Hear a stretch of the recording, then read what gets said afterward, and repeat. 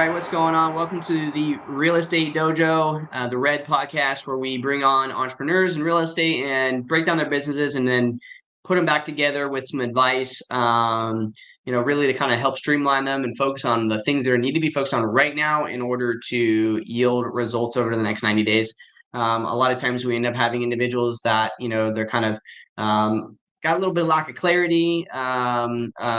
Maybe they're bouncing around a little bit in different areas. And what we're going to do is we're going to really kind of figure out what is the root cause of the problem, fix it, hopefully, and then go from there. So today we got Brian with us out of Canada.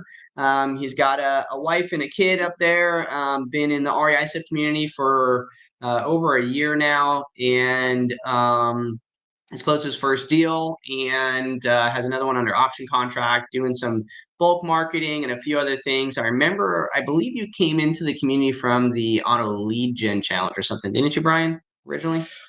Yeah, it was actually the data to dollars challenge. Okay. And I was lucky enough to be in it while you were still teaching it. And I think that's where I first started getting real serious about it.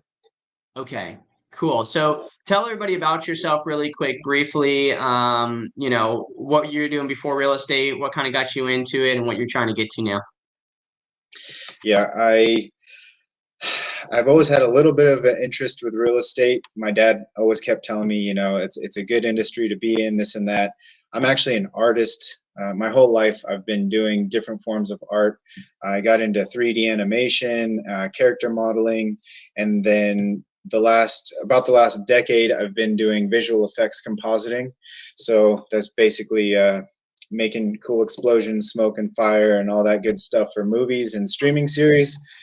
But a couple of years ago, I caught the bug, just kind of dove into the whole rabbit hole of real estate. Obviously, you kind of get all the wholesaling stuff, and then took a creative financing course.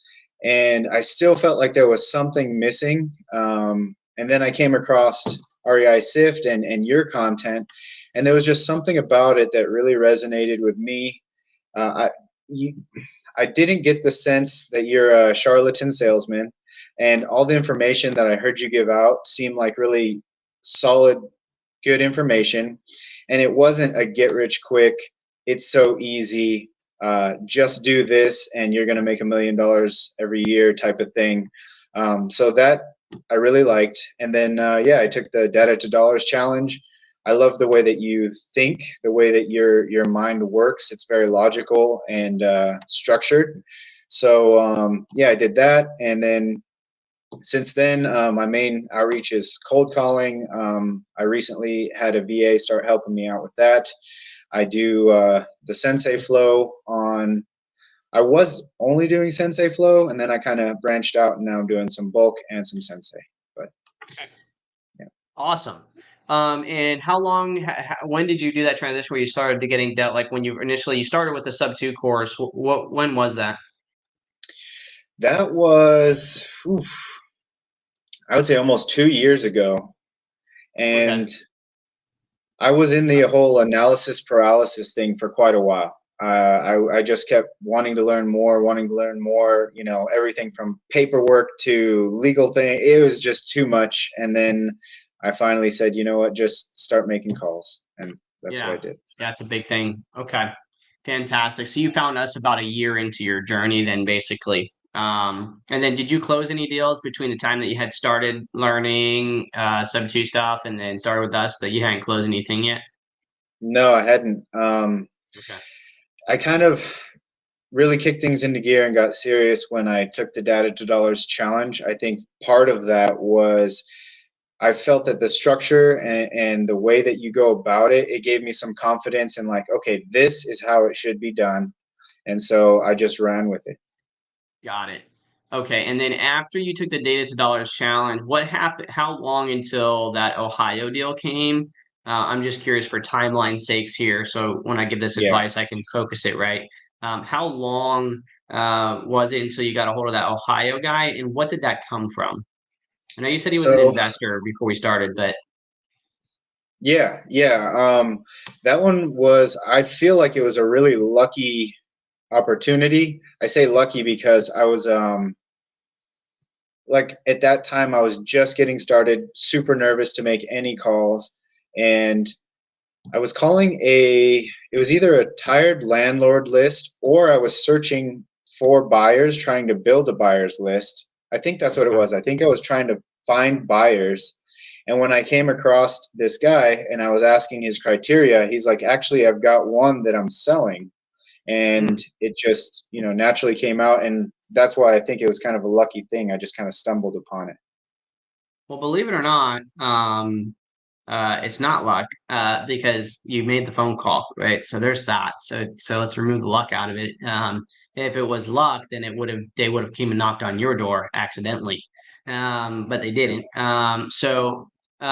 Believe it or not, like this is why I'm so against some of the ways that people build buyers lists nowadays. I'm a strong proponent, or like, but building a buyers list should be by pooling a buyers list and calling through and having communications with investors. Because I mean, I have a deal right now I would sell to a flipper, right? Right? Like, I mean, there's no reason for me to. It's just like a convenience thing. A lot of times, there's different reasons why someone would sell a deal, and so building that buyers list and calling through it and seizing the opportunity on every deal that comes across. Like if you notice that a property sold, right, and like research it and then call them, figure it out. There's people who really undervalue the power of buyers list. The other big buyers list, by the way, in the traditional way that buyers lists are pulled, is that buyers lists typically include arm length transfers as well, and probate and everything else. So you got to be really particular. I think it's either my personal YouTube channel or the REISift channel. I want to say it's my personal one. I have a video about how to properly pull buyers lists to make sure that you're eliminating those out, and then how to pull specific arm length transfer ones, which can give a plethora of different types of vexations in there. Um, Okay, so from what I could tell and for those that don't know, every time when we bring people on these, we usually have Mason has an interview with them, gathers some information, understands what's going on, and from what I can understand, from what Mason kind of gathered is really there's a few things that you're kind of struggling with right now, and you just let me know if it's still accurate. It's Okay. going to be like how to generate more leads or increase lead flow overall. Really lack of motivation and trying to figure out how do you like bring yourself to the table every day at your fullest potential, right? Which I'm guessing is probably because of lack of like consistent leads. And then oh wait, building a great like how do you build your offer? I mean, that's something you're kind of struggling with. Maybe you feel a little lack of confidence on what offer to make, and Mhm. so there's a little bit of maybe analysis paralysis there. And you're doing cold calling, marketing sequences, and we already know what kind of softwares you're using, so that's that. Would those three problems be like your biggest things right now, like how to make your offer properly, increasing your lead volume, and then lack of motivation? Yeah, I think you nailed it. And the first two primarily because, like you said, they kind of tie together. If you're doing deals, they kind of is a self-motivating type Yeah. thing. But yeah, I agree. Okay. Cool. So this is what we're gonna do here. We're gonna pull back the onion a little bit, and we're first gonna talk about the lack of motivation, because the other things can be fixed with motivation, right? In general, but what fixes lack of motivation? Like at the end of the day, what fixes Action. lack of motivation? Well, action, yes, Yeah, but more than anything, clarity, right? With true. clarity comes action. Without clarity, you don't take action. Usually, you get stuck. You feel like you don't really know if your time is being dedicated to the right things. And so, clarity is the ultimate goal. Like if I can have clarity in what I need to do day in and day out, usually that brings um, action. Here's the downfall to that is that sometimes, and more often than not, the right thing to do, the right actions don't necessarily align with the things that I feel like I need or my patience. And so therefore I end up losing clarity because I feel like what I'm doing is wrong because I'm not getting the right amount of leads, or I feel like I'm not getting the right amount of leads. But it could be that I am generating leads, they're just not converting, or I'm getting a hold of homeowners, but they're not interested in selling. And so we really have to dig into what is the problem within the problem that's actually causing the lack of clarity or the lack of patience. And is it that you're doing the right thing, or is it that there's something that you're missing, which is causing the trickle effect to ultimately get you to this point? Because what you're talking about, you're not alone on. Like everybody experiences. I experienced that at REISift. And any owner of a business experiences a lack of motivation because of lack of clarity. And a lot of times, not a lot of times, the difference between a good entrepreneur and a bad entrepreneur is their ability to recognize it and get outside of the slump.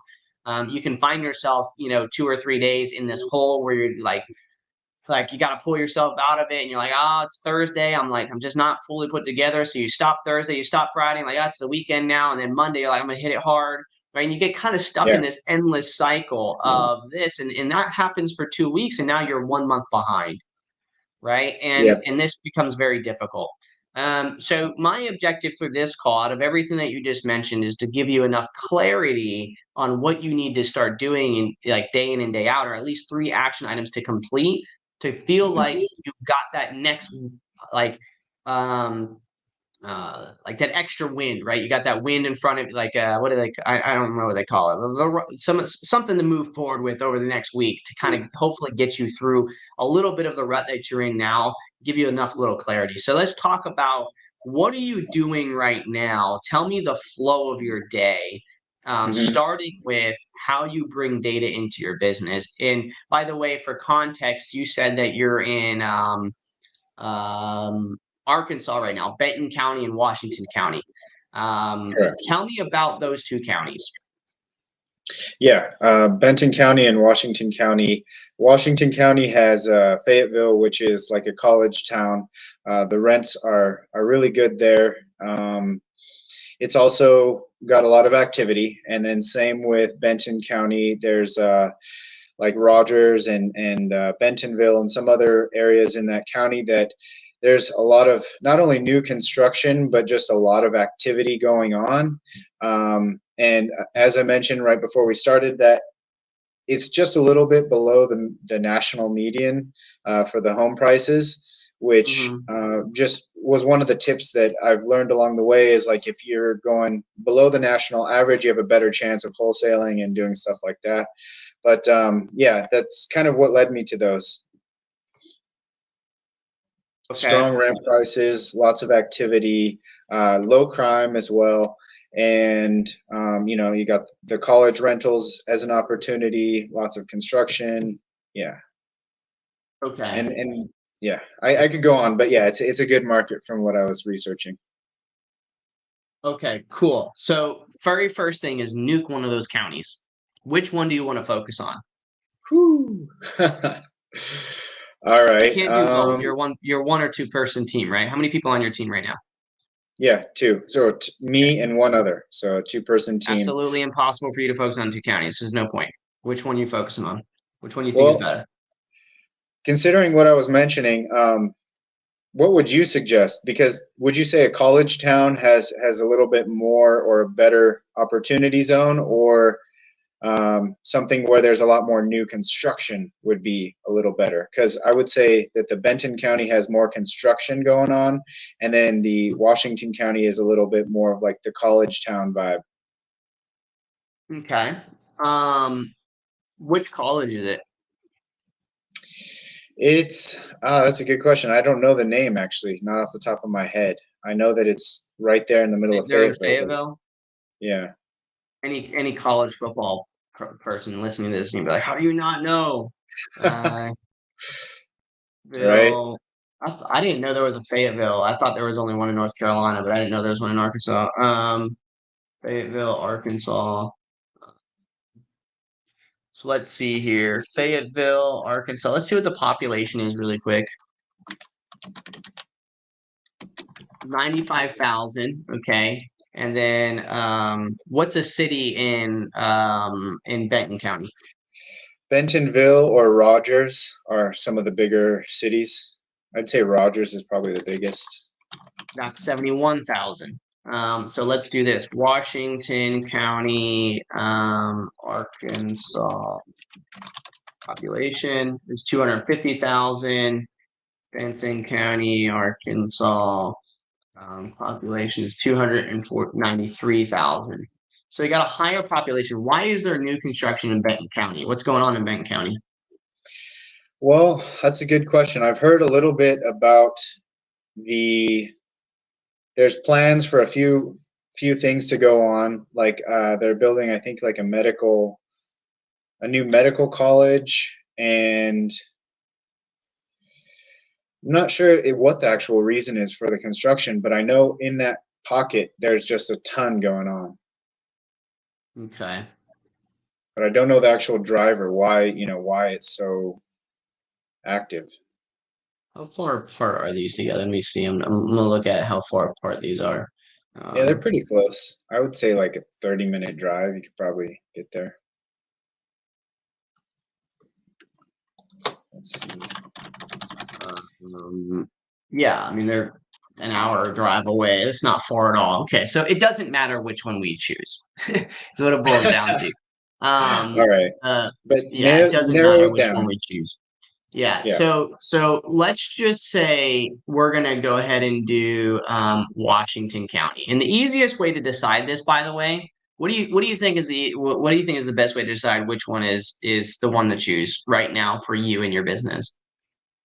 rent to price ratio. Nope. Has nothing to do Hmm, with the asset. you tell me. Access to data. Okay. Okay. So which one do you think that people are dying in both those counties? Yeah. Okay. So which one we choose is irrelevant. They're both about the same size. All that really matters is how easily can I get access to the data set to build consistency off of. And so that's what we want to look into. So this is one of your action items is to look at Benton County, look at Washington County, and see if either one of them have access, like online access to data. So they And do. if I'll okay, jump you in know real that quick. answer. So I found a court website and I can browse by county, and it has both counties, and I've already learned about how to browse, whether it's so far I've learned eviction and foreclosure, but I would like to learn a little bit more, maybe about probate, some other stuff. But I think that's where you're going with it, right? Exactly. Specifically, yeah, I'm looking at it right now. So let me share my screen for those that are what. If you guys want to see what I'm doing, feel free to go on YouTube or whatever and watch it from there. So I'm going to share my screen for you really quick. Share screen, entire screen, and then we're going to do boom, boom. Okay, so this is oh, that's Florida. That's not what I want. Is this Florida as well? Oh, that's also Florida. So that's not the one we want. We want Arkansas. There's a Washington County in Florida. So we want R.E.D. Okay. So here it is right here. Home search. Circuit courts records index. So let's try that. So this looks like maybe it's it. And the top we got civil cases, which is going to be any of your typically any of your hmm, I don't know why I can't think of the name. Evictions and stuff like that is going to be under civil cases. So let's just take a look real quick, and then and you're always going to want to do the plaintiff when you're doing evictions for civil cases, and then from let's just do the start of the month until now. Let's just see if we get anything. You need last name and first name is what it wants, so that could really hurt this quite a bit if you're going to need to do that. So not quite sure there. Liens, it's gonna hurt if we need first name and last name because we're not gonna know that answer.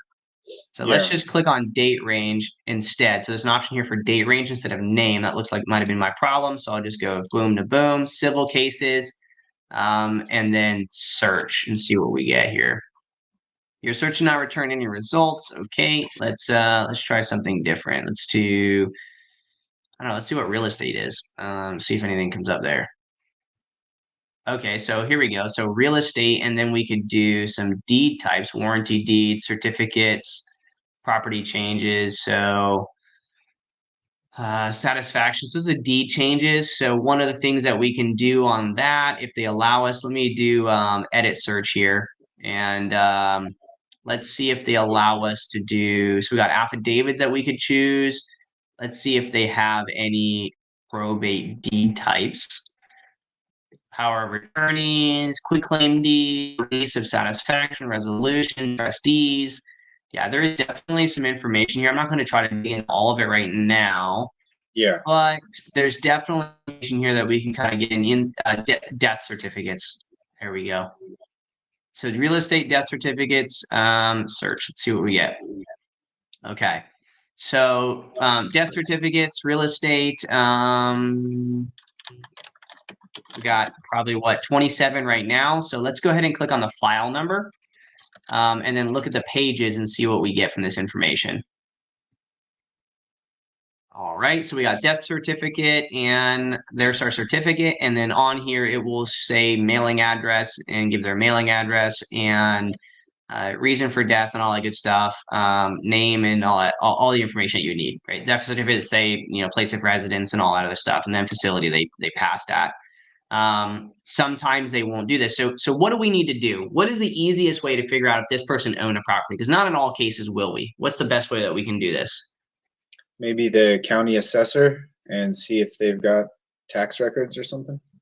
Yeah, so you can just search their name, their last name and first name in the county assessors. Also, you could just take their address, right, of the person, and just if you just get all properties in Washington County, just get all the base data. All you got to do is go in there and search the address, and then it'll pop up with their information, right? And then you just add the list probate to it. And so the flow would be every day, basically, your VA comes in here, they search the death certificates, and then they go into your REISift account, just click on address and then search after you've uploaded all the base data, and then search the address that they have, and boom, if it's in there, which it should be because you have every address inside the county, it should have their name, and if it add probate to it. And then boom, there now you or death certificate. Now you move forward. So let's just look at one more here. So this one has one page. Let's take a look at it and see. This one's a little bit clearer. Some of them aren't as clear. So mailing address 6160 West, whatever. We can go in there and we can take a look at it. And facility name, home. So we know they passed away at their home. And then you have that. So we can pull all death certificates we know in Washington County, which means we're going to get ahead of probate. If there's a way for us to pull probate, then sure. So as of right now, we see 27 for this month. What I want to do is edit my search, and I want to see what about last month. And I'm going to do April 1st until the end of April, and just get an idea of how many total we get for the last month. So 31. Let's go ahead and do the month prior. Edit search, and we're going to go from March 1st until March 31st, and then search again, and we get 40. So what are we seeing right now? Yeah, average of 30 or so every month. Right, average of 30 or so every single month. And so this tells us that, okay, well, out of these 30 or so, a certain amount of these people own a house and some of them don't. And then a certain amount of them are going to want to sell and some of them aren't. At a certain amount of these, you're not going to be able to reach anybody. Some of these don't have any heirs and some of them do. Okay, so right away, we found a niche inside of this county where we can get the information. We know if they own a property, we know if they don't, and we know that that property is going to have something happen to it. We even know if they were married or not. So if we open up one of these certificates and look at it, if on every death certificate it says married status, widowed, not remarried. So both his wife or husband has passed away and now they have passed away. And so now this address, 118 Thias something rather, Elm Springs, right? So if we look up that address, 118 Thia something, how do I even pronounce it? Thiesse, Thiesse Lane. Yeah. Elm something. Elm Springs, Arkansas. There it is. 463,000 estimate, and pretty nice looking place. So will they wholesale it? I don't know. Yeah, it's a very nice little house. So basically, the point is that You're in the business of making money from real estate and building consistency. Right now, what we would want to know in our business is out of the 40 or 30, let's say the 35 average every single month that a death certificate happens. My KPI on my team is how many death certificate homeowners did we reach this month? Out Okay. of the 35, was it 10 that we reached? And out of those 10, was anyone interested? And I'm going to do that with that singular niche. And anybody who we don't reach, we're going to deep prospect and we're going to get a hold of those. And that's going to be our bread and butter of what we continue to do. We're always nailing those. So let's just really quick go through and see if we can't find any other like quick little list that we can do. So that's just death certificates. There's other things like affidavits on here. Regular trusts. There's other little vexations that we can bring in here. Let's click on liens and see if we have any list pendants. Bonds, certificates, lien Also, release, medical I don't know affidavit. if it would be helpful, but there's another site that it seems a little bit different. The search criteria might maybe easier because there's an actual way to look at the case type and there's actual evictions and that type Yeah. of thing. So if you have But one of those, then that'll be great too. Just make sure it's accurate. Like compare it to this is the actual county website. So if there's another one that's pulling from the county or some other like aggregate of data, just look at uh-huh. it and try to compare it because they're getting that information from somewhere, and we don't know if it's getting it as quickly as it's being released. Yeah. Is this Okay, esearch.co website you're talking about nationwide? this one. Yeah, the one that you're pulling from right now? This is the county. This is the county's website. Okay, just okay.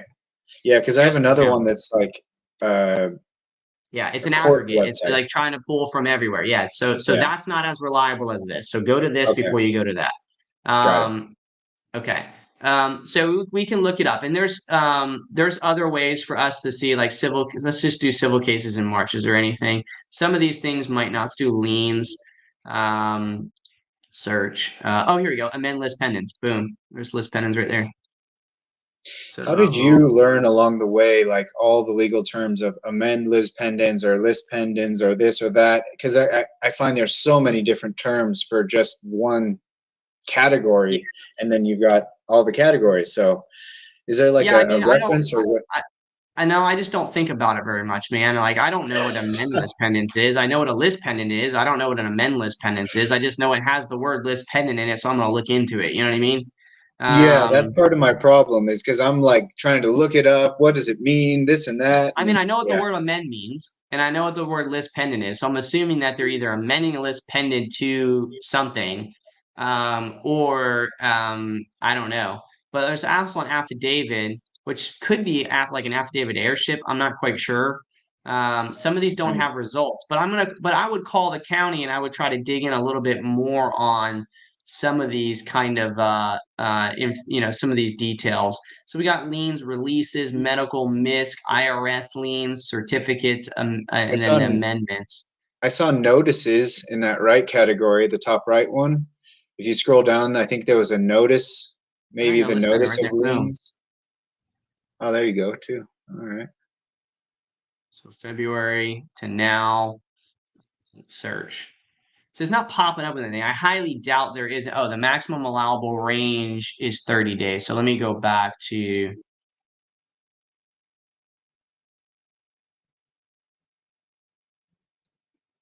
search not return anything. So it's saying that there's no list pendants. This, I don't know about that. Let's just click on regular liens and see if there's anything. Okay, there we go. So here's some liens. This is department workforce, services overpay, concrete LLC something, creditors.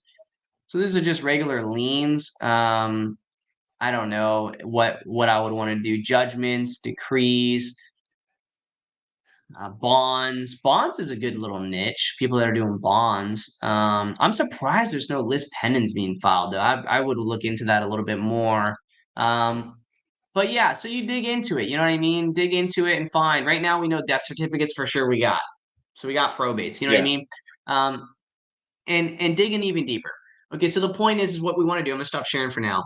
what we want to do is we want to find accessibility to data on something that's going to happen very consistently. You know this, niche sequential, right? But first to market niche sequential. Okay, sense in other terms, sensei flow, right?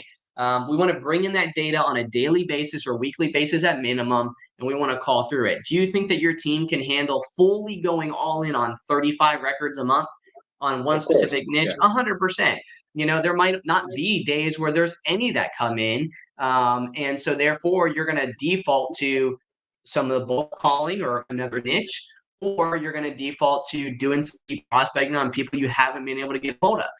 Right. Hmm. And so you're going to do that. You're going to fully own these. Right. I would recommend trying to get, 35 is not enough. Right. We want we want a little bit more than that. We probably want some list pendants or some other foreclosures as well. But even with death certificates, that's just the new ones, right? That's not including all of the ones in the past that have passed away that have still never sold their house. Okay. Hmm. And so this is where the next level comes in. And so what I want you to try to do is I want you to build your business around a specific thing and then work your way outwards. And so death certificates are really goods first to market. They might not file probate for years, right? Your goal is just to get a hold of a correct number between now and then. All right. And so Hmm. we're going to get a hold of that correct number and see what's going on. And then what we're going to do is we're going to get the data set above that. And so how do we know what data set? What do you think of some ideas that we can figure out what is selling and what's the good asset class in that market? What's a really good way for us to do that? Single family. Oh, you're saying a way to verify that? Yeah. How do you know? You're about to say single family, but how would you know that answer? Well, the appreciation, I know it's varying in area to area, but the appreciation there is going up like crazy. And given that whole rent to price ratio, it's not too bad either. But that's just my logic, my probably faulty logic. But yeah. Okay. Do you know any wholesalers in this market right now or flippers? I know one personally from a group, and then I know I've just made a list. I've been starting to build a list of flippers and stuff. So yeah, I mean, I've got a few I could call. Okay. I don't want to call anybody, but what I want to do is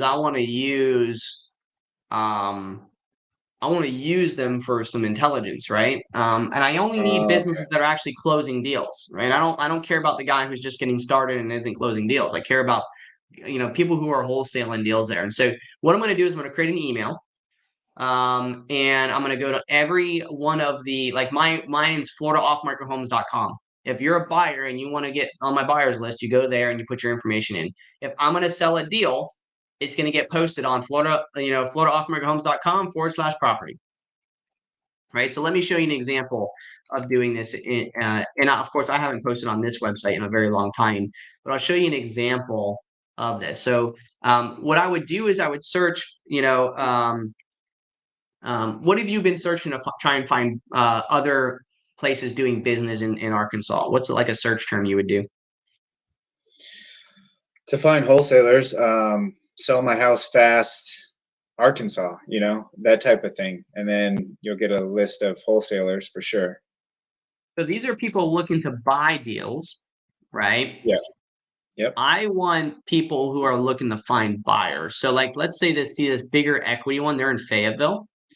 This is great. Biggerequity.com. They look like they're a business that's operating well. They got a lot of reviews. This is a great example. But the problem with this is I need their investors one. So see this investors right here. Hmm. This looks like it's going to bigger pockets. So let's see what that's going to do. So we click on bigger pockets. Oh, no, it's just called bigger equity/investors. So it looks like they're asking for investors information here. So let's just see out of curiosity, what if I do a /property on this website? Does it show a list of deals? Are they using this to list deals? No, they're not. So I would like, at minimum, go ahead and get on their buyers list. Okay. Okay. But I would like to know where it looks like this is some sort of nationwide company. That's why.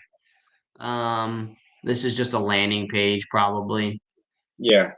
But I get your Um, point. Get on a few buyers list and see where the activity is, right? Not the activity, because I just care about Washington County. So I don't want anybody who's just some national one. Sell my house fast, cash offer, please. I want somebody in Arkansas. ASAP cash homes, sell my house fast, Little Rock, Titan Home Investments. Maybe it's them. What I want to do is I want to find an Arkansas, buyer, and I just want to do / property.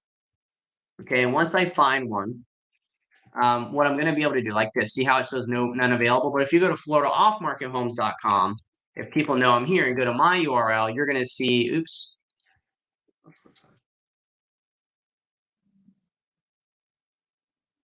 You're going to see some properties from the past that we've, wholesaled. Okay. And so what you're going to do is you're going to build your avatar of your property off of that. Okay. So you're gonna find at least 10 properties that have sold in the last 90 days in that county. These are the 3 things you want. You want your buyer, you want your age of property, okay? You want the length of ownership, and you want general location. Okay, get those 3 things, average them out, and figure it out. Maybe it's 1930s to 1990 single family residences that are 3-1s in Washington County that have been owned for at least 20 years. Okay, and then you're going to message REISift support, and you're going to ask for that list. Okay. Then you're going to bring that into your business. You're going to skip trace those records, and those are going to go into your bulk dialer while you go first to market on death certificates. Okay. So you're going to be building 2 different KPIs in your business. One KPI is your opportunistic KPI, and the other KPI is going to be your KPI for consistency. Okay. Does that make sense? Why is one only an opportunistic KPI? When you say consistency, so 1, because it's just me and someone else, so shout out to Omar if you ever see this. But yeah, it's too much, right? Got to do 1. But what is the root cause of you thinking one of those to be consistency? It's not just you. Anybody, or opportunistic rather. Anybody, any business hitting that list I just mentioned is an opportunistic list. What happens to that data set? The 3-1, 1920 to 1990s. I mean, after I call through it a certain amount of times, I call it, I text it, sequential marketing, the deal there. It's going to lose steam, right? Oh, yeah. That's one thing I've been noticing a lot. I've been looking at my KPIs, and I think you've mentioned it in the past. Generally, your first run through a list is when you're going to get the best results. And then after 2 or 3, you start really dropping off. And yeah, I've noticed that. What do we know? What do we know for certain though out of that list? Let's say you had 10,000 records and you call through it and you reach usually it's about 5% correct numbers, so you reach 50 people. What about the other 9,950? We're going to slowly convert them, right? Like it's just a matter of time. Like it's going to take me longer to get a correct number, yeah. But however, I'm still going to generate correct numbers, and it's going to plateau at a baseline. And my correct number to deal ratio is still going to be the same. So I'm still going to nurture that list. But what am I going to do is I'm going to move that data through different marketing strategies to try to get a hold of those individuals. But while I'm doing it, let's just say I throw it in the bulk dialer and I dial through that list one time. I'm going to then pluck out those exhausted owners. And this is where making sure you go all the way through with the data set is important. So my process in my business, as I'm going through those death certificates, there's going to be people who every number I have for them is wrong or dead, right? Yeah. Automatically, I'm going to say that's exhausted, and that's going to go into my exhausted flow. The same thing's going to happen with my bulk dialing. As I'm bulk dialing in call tools or smart dialer, if you switch over to that, and those phone numbers are coming inbound, there's going to be records at the end of every day, potentially, where every number was wrong or dead or not interested or not really wrong or dead, right? And so I'm going to take those records and automatically switch the status to exhausted, and I'm going to start doing that. And I'm going to have an average of let's say 10 records a week that become exhausted. And I'm going to be digging into those and figuring out how many exhausted owners do I have to reach in order to get a contract. And so you're going to have 3 things going on in your business. You're going to have your consistency, because everybody right now, we know over the last 3 months, there's been on average 35 people that have died every month in that county. I Yep. lost a deal yesterday. One of my buyers messaged me.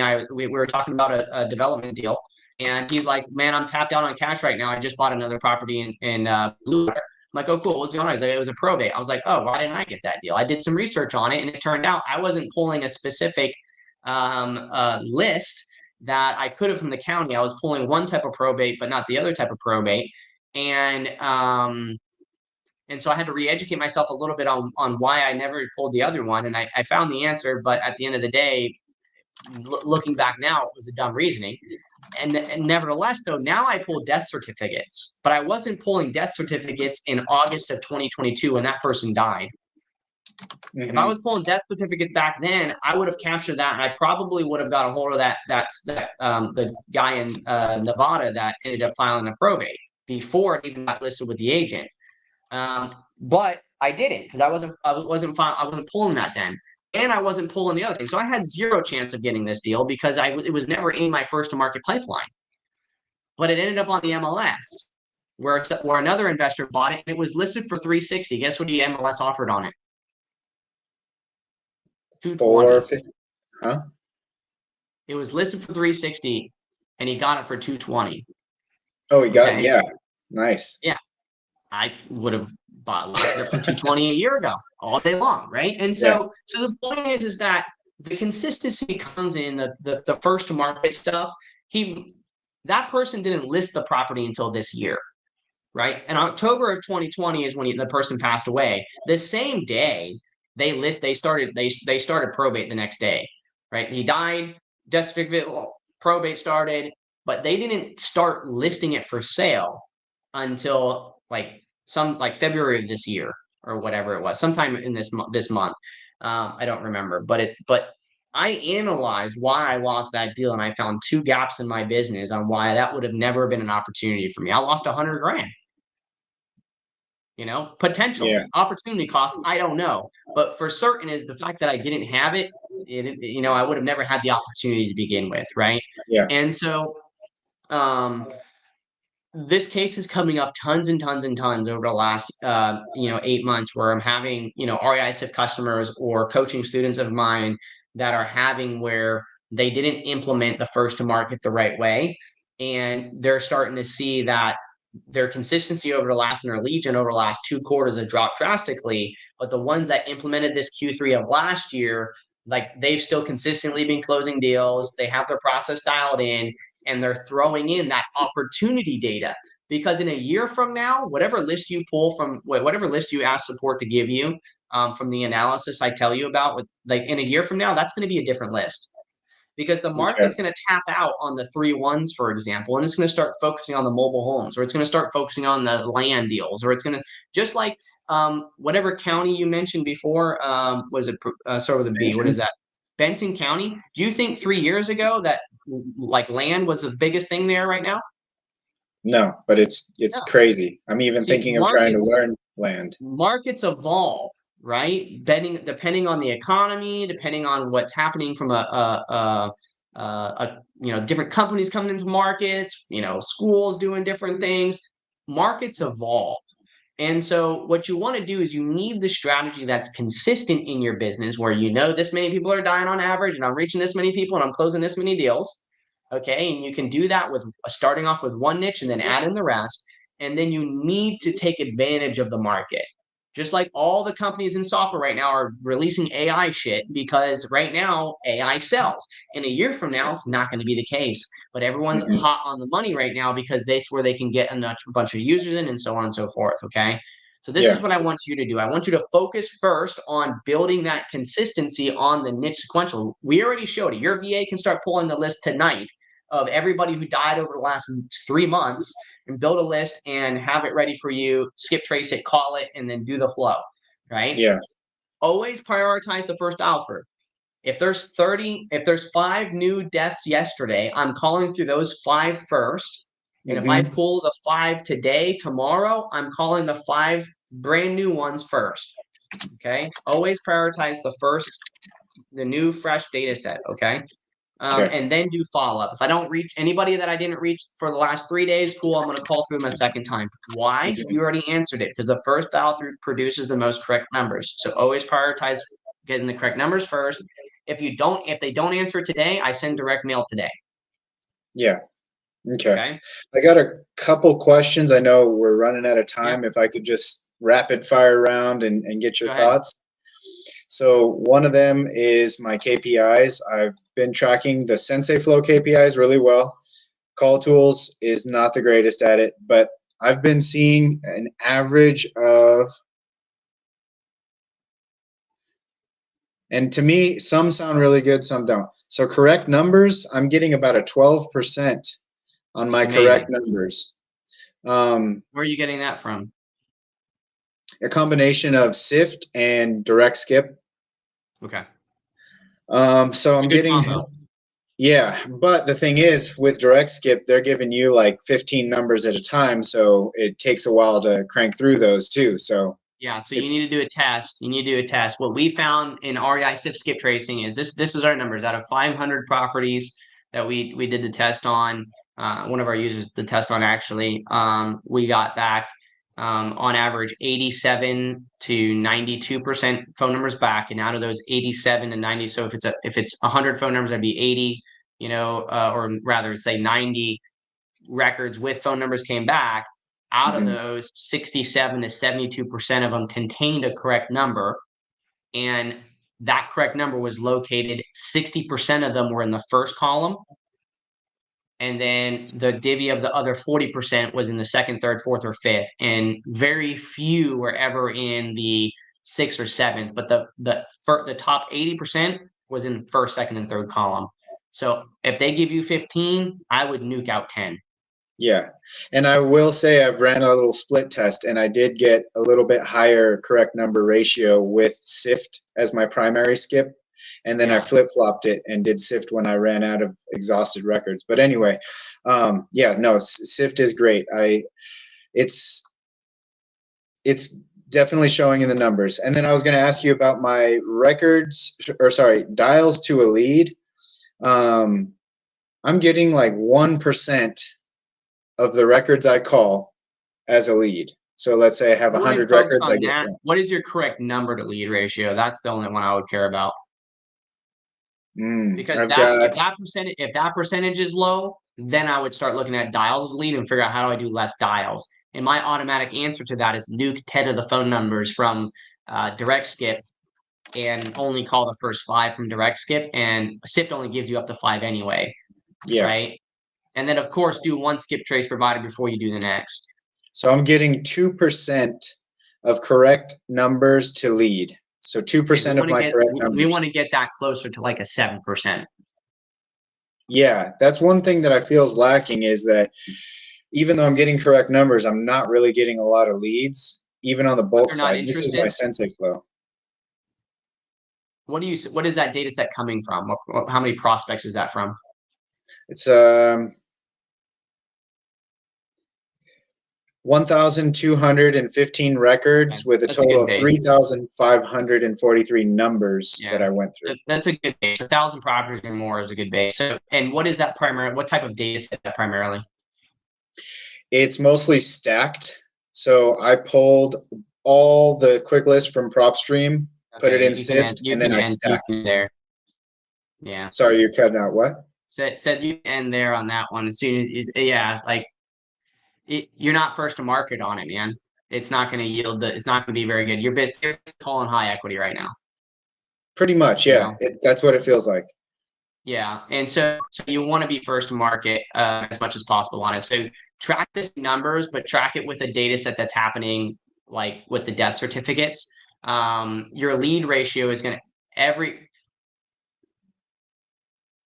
it's not going to be the best, right? You're going to have a low lead ratio from your correct numbers on that, just because of the nature of the delay in the data set and other people hitting it and everything else. It's not going to yield the consistency for you. It's going to Yeah. always change. It's not going to be the same metrics that you can rely on long term.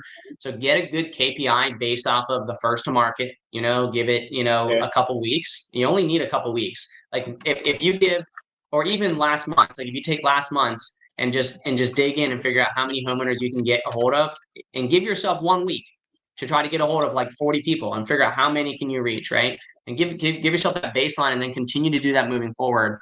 And then pull the data set I mentioned, because the data set that I mentioned is going to be the most important, because that's the stuff that's actively happening. So spend an Yeah. hour, find 10 properties that have sold recently to, through an investor, and Hmm. then get the list pulled and get the list in Sift. And what you're going to find is that most likely there's some that you already have, but you're probably not going to have 90% or so of the data set that is the best data set in that market right now. That's what I'm finding in this exercise.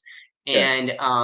And when we narrow down on the ones that people do have, a lot of them are deep prospecting already, right? They've been sitting there and they haven't ever reached out to them, because they did call through that list of X amount, X probates or whatever, and that perfect asset class is sitting there, but they never did the deep prospecting on them, or they never called them at all, and then you click on them and open up Zillow and they already sold, Hmm. right? Yeah. And that's a Yeah. that's a common thing. So this is what I want you to do. So just to summarize here, I want to do a good summary here, for you.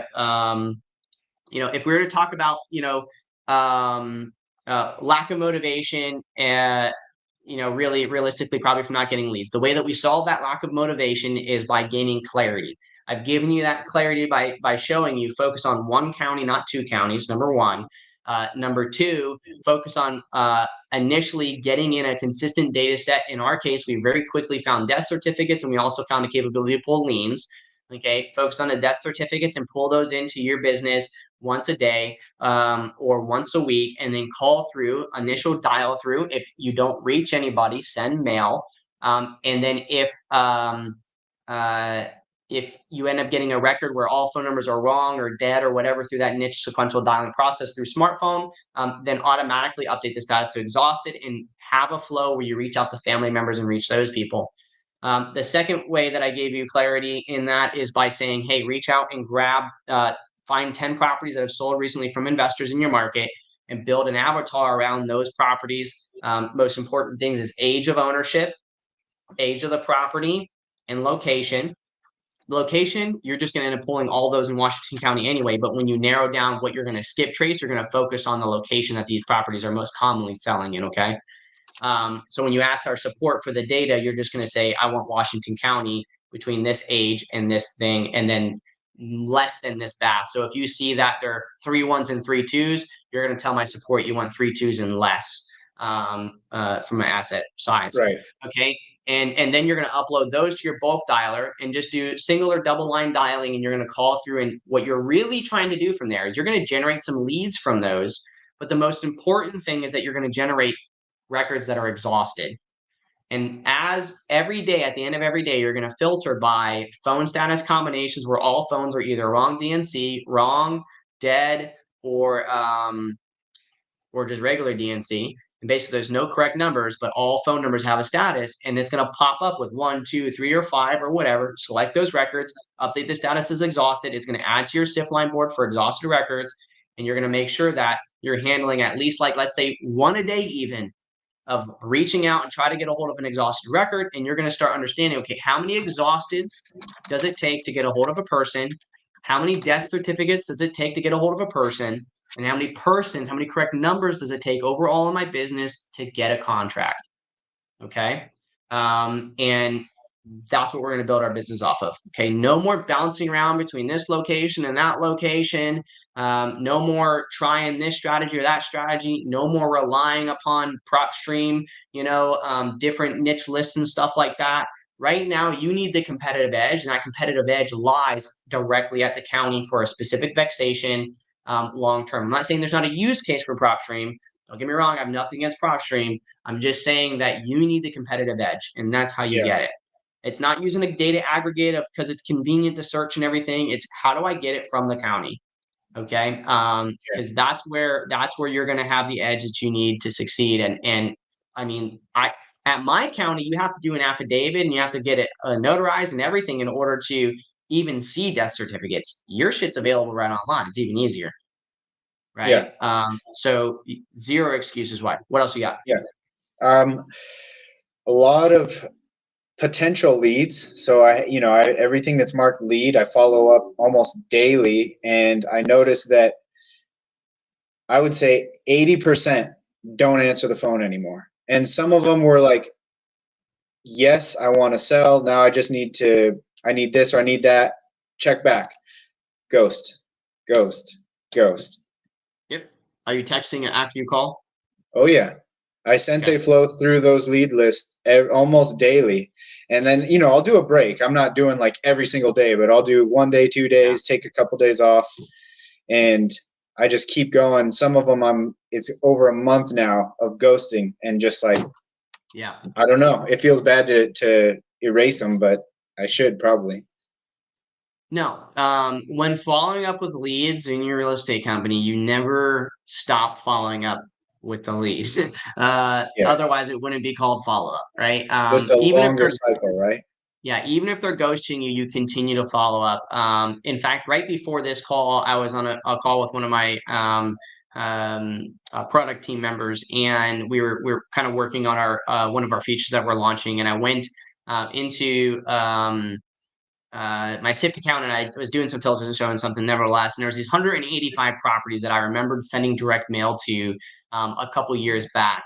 And as soon as I seen the filter and as soon as I seen the records, I was like, there was one that was already wholesaled. I was like, oh yeah, I remember what I did there, and I remembered the whole story behind it because Hunter Austin, my sister, was working for my company back then, and she was just on our Ninja Hour this morning.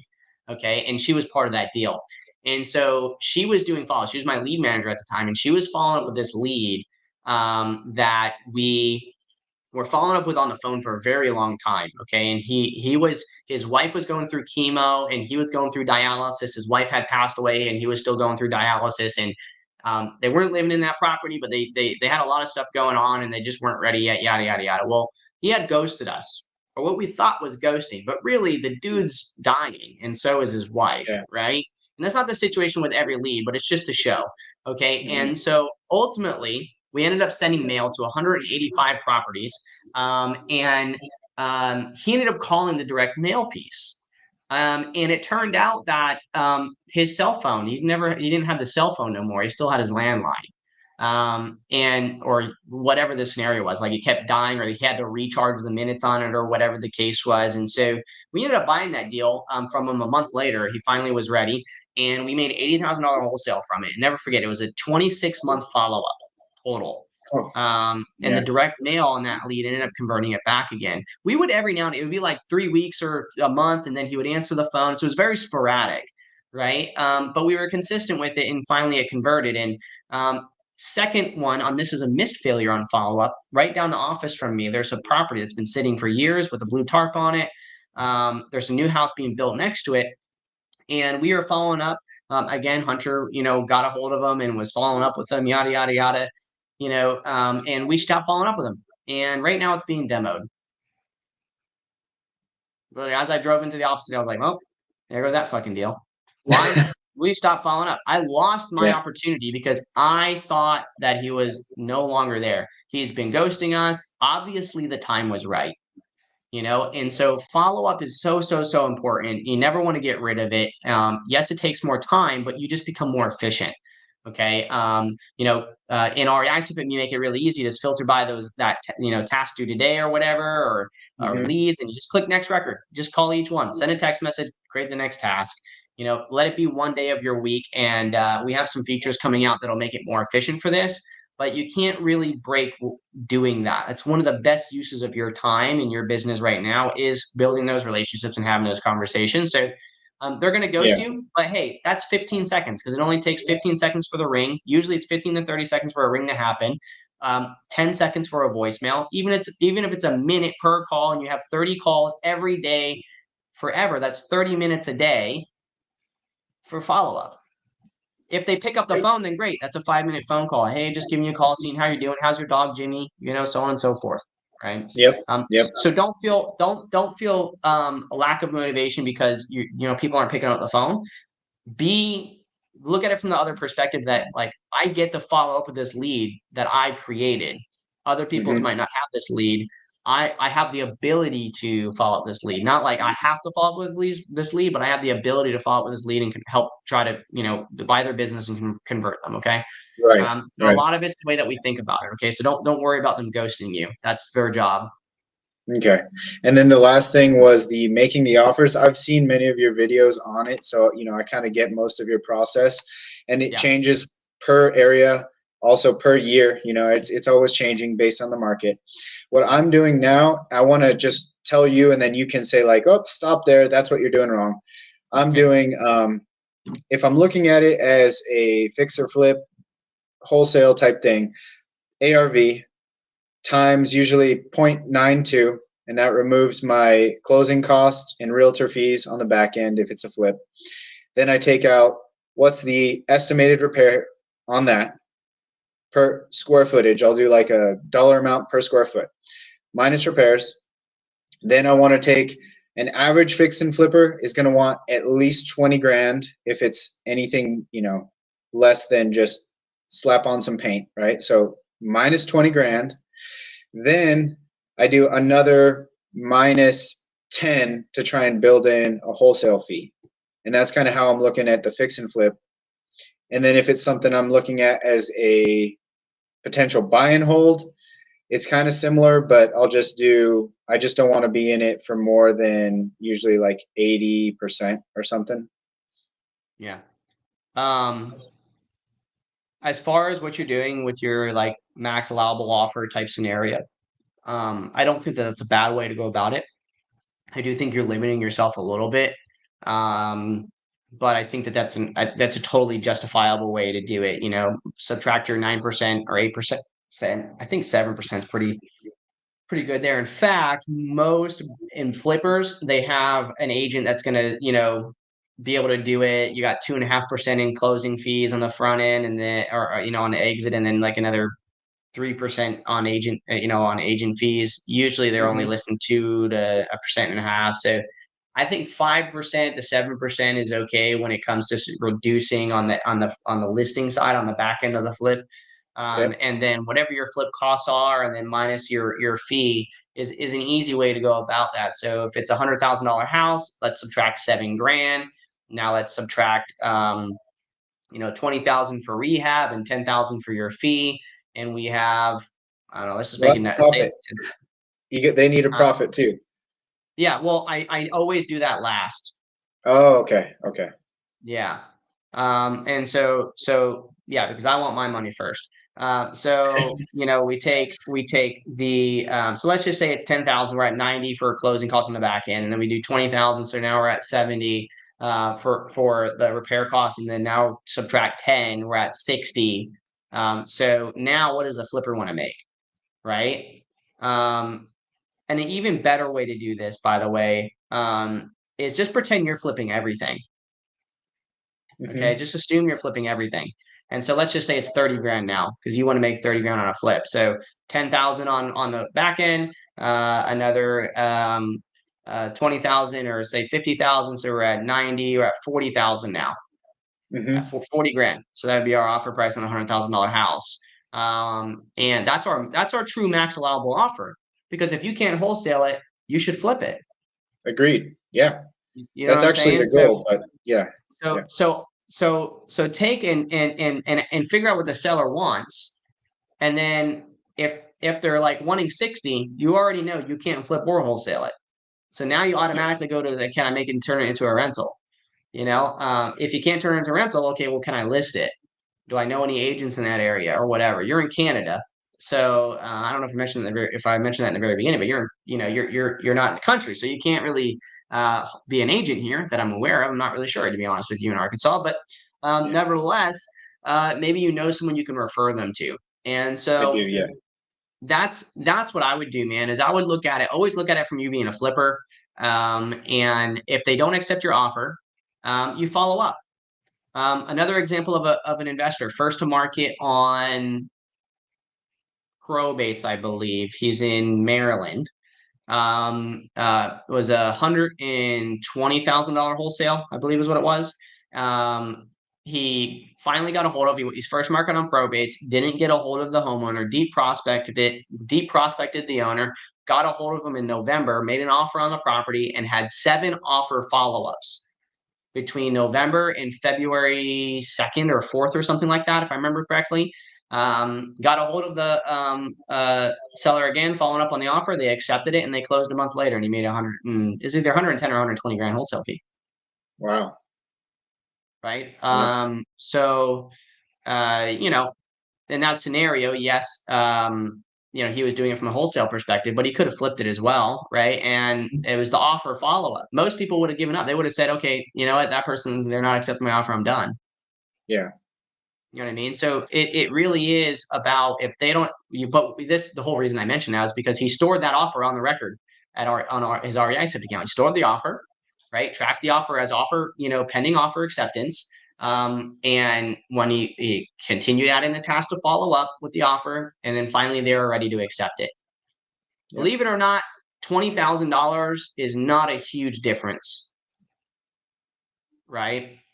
It's really not. So you slowly work them out it, build the relationship, and convert them. So if they're wanting like 70,000 and you need to offer 40, you know, even, you know, continue following up even still, maybe you can make it work over time, but um, most likely you're not going to do business with them, but unless the property is like in perfect or in really, really bad condition and they finally have an aha moment. But Yeah. yeah, man, I think your structure is fine. Just comes from the Okay. perspective that you're flipping it first and not wholesaling, because you can end up losing deals because you're offering them just trying to make your extra 10 grand on a wholesale when you could have offered, you know, whatever, and they've already been insulted. So I prefer, in my sales strategy, I prefer to figure out what the seller's looking to get.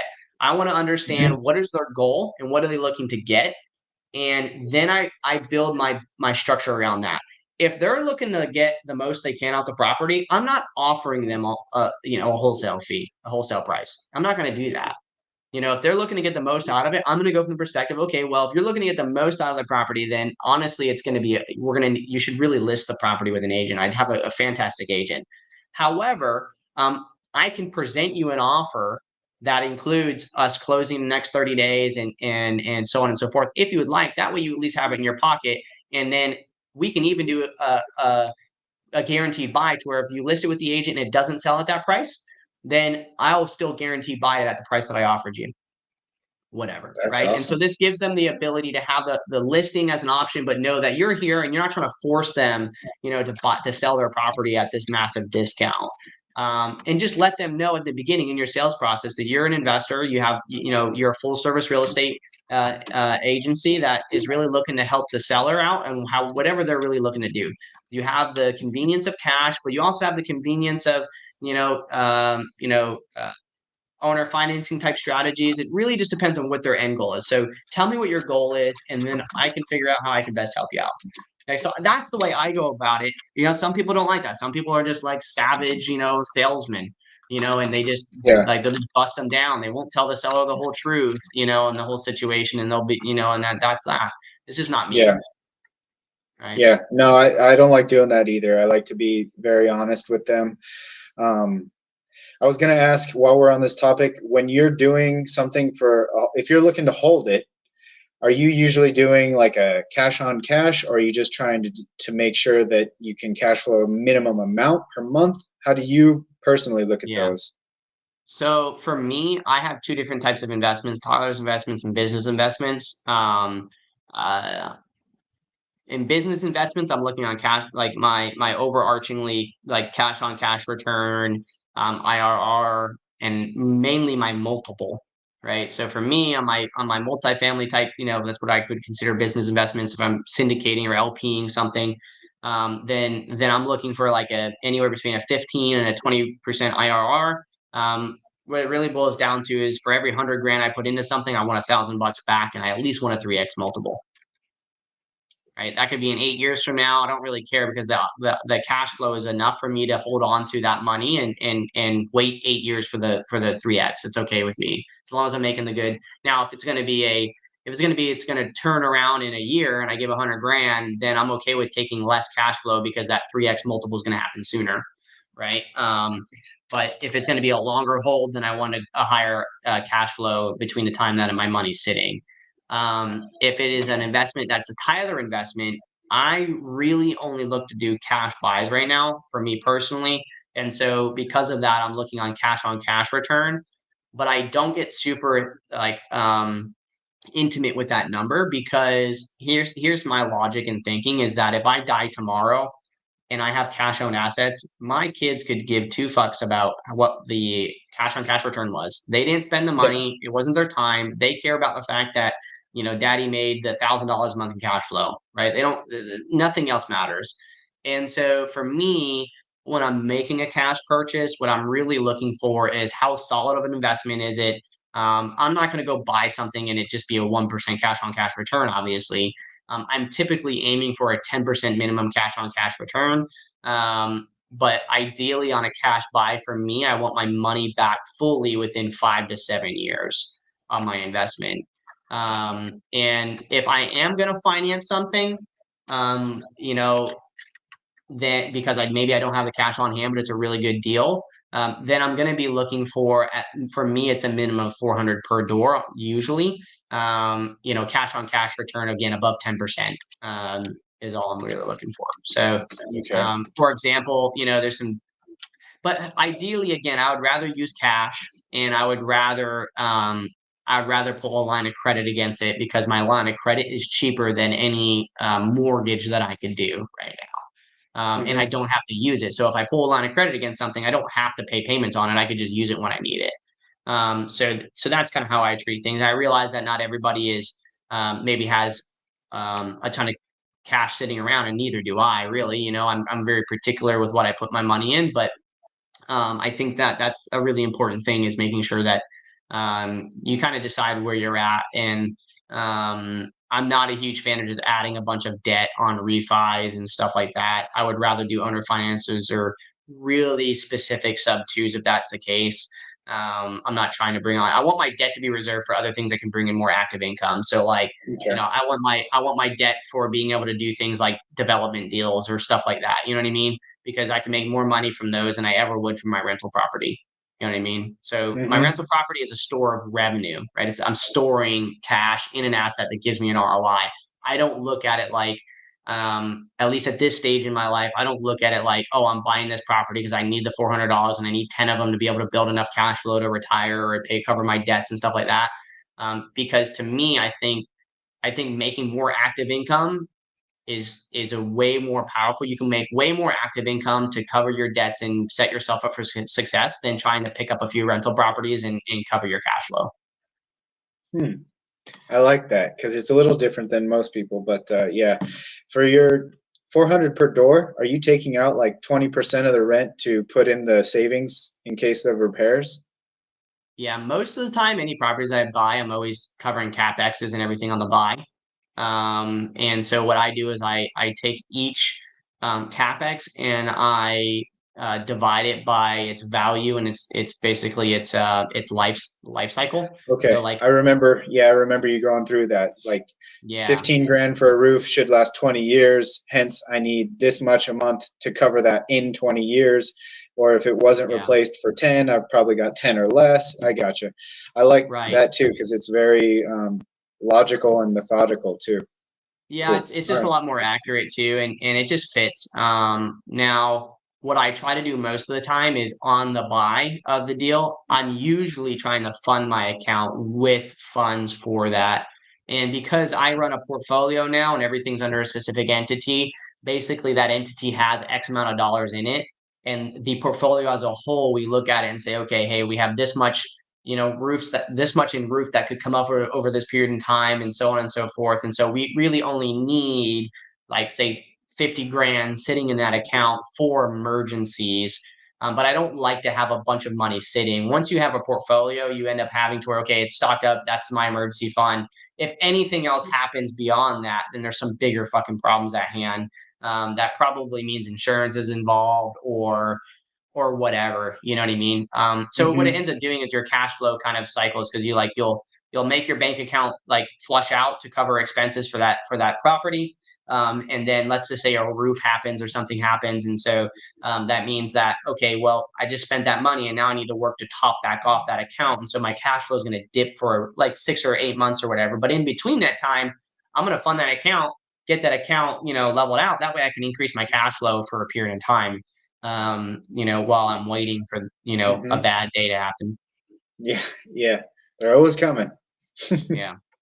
So, All right. yeah, man. Cool. So you have your action items. Okay. By the end of this week, I mean, we're on Wednesday right now. So by the end of this week, you should easily have a process and SOP ready and given to your VA to pull death certificates daily. You should be able to have a finished and a list given to you by my support team by the end of this week on the tier above, so tier 2 data on the asset that you need to be focusing on in Washington County. And you should be on the dialers hitting that and hitting your death certificates. Okay, so by the end of next week, you should at minimum have no less than 10 correct numbers against, at least 25 or 30, if not more, correct numbers against what we just talked about. And you should have a lead. And so what I want from you as your deliverable to me by the end of next week on Friday is just a direct message or post it on the Facebook community group and say, this was how many we got. This is my breakdown. I can generate this many correct numbers and this many leads and, whatever. I want to hear the breakdown. I want you to post on the Facebook group. Cool. You got it. Yeah. Yeah. Thank you very much. Okay. Be hungry, man. You got this. You've already proven it. Just dial it in and hopefully this helps you out, man. Yeah, I think it will. Thank you, Tyler. Appreciate it. Awesome, dude. I appreciate it, Brian. Enjoy. I'm guessing you're warmer weather now in Canada, and we'll talk to you soon. Yeah. All right.